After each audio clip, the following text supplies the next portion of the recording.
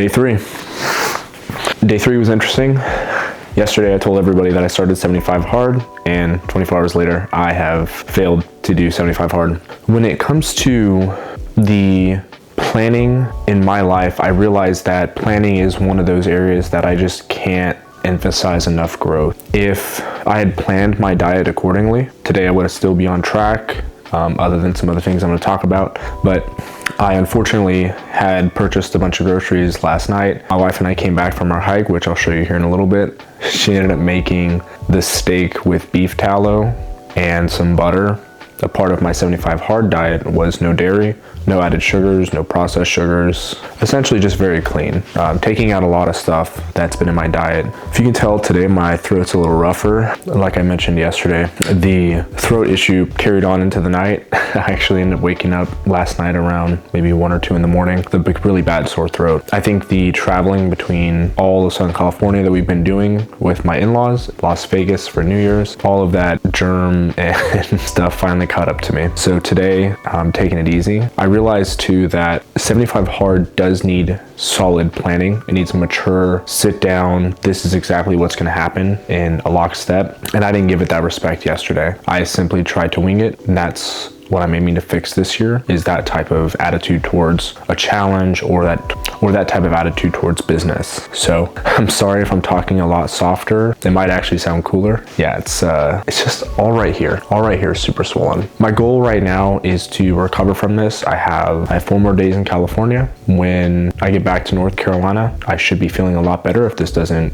turn into something different. But with that, I also realized too that I was creeping really close today from not doing this video, which would be the 3rd day into 365 days. And for me, there would be no starting over. I really wanted that story to be told from January 1st until January 1st. I said, this is something that I can control. I can set up a camera. I can work through what was about 10 iterations of audio issues. Come to find out, this new microphone is very finicky with the cable. So I'll have to figure that out as time goes on. And I had to keep setting up the camera. But I was thinking today too, as I was driving to my in-laws, if anything is worth doing, then it's worth doing well. That's why I'm gonna sit here for the next year. Today was really nice. I was able to get a pretty good sleep in after I did get to bed. I woke up with that sore throat, like I said, still thinking I'm in 75 hard mode, grabbed some water, grabbed some black coffee, and I started to make my way to this trail that I used to hike when I was younger. As I was making my way to the wash, I had grabbed a black coffee and I had it sitting in my center console. I had remembered thinking I should get a lid for this, but it was so hot and I wanted it right now that the idea of it cooling down without a lid outweighed the safety of there not being a lid to stop a spill. Sure enough, as I go to grab it, the center console nicks the rim and it flies everywhere.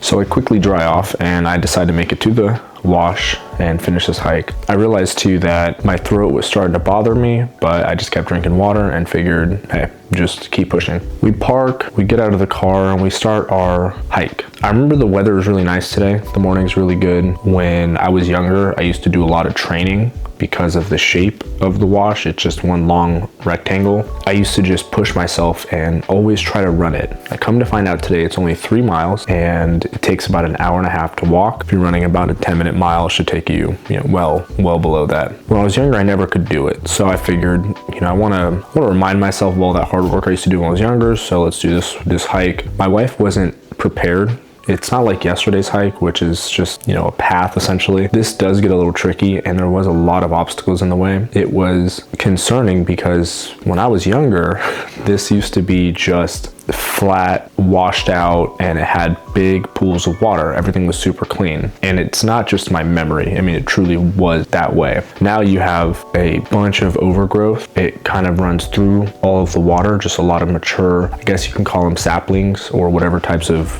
greenery that is. So that's all overgrown. That became an issue. But with that being a small issue, you had bigger issues like people camping out there. There was a lot of, I would say, random dogs. They weren't necessarily loose loose, but there was a certain part where we're walking and dogs like a cane corso was just hanging over the fence. And if he was determined enough, I figured, that dog at that size could definitely hop it. It wasn't like I remembered it.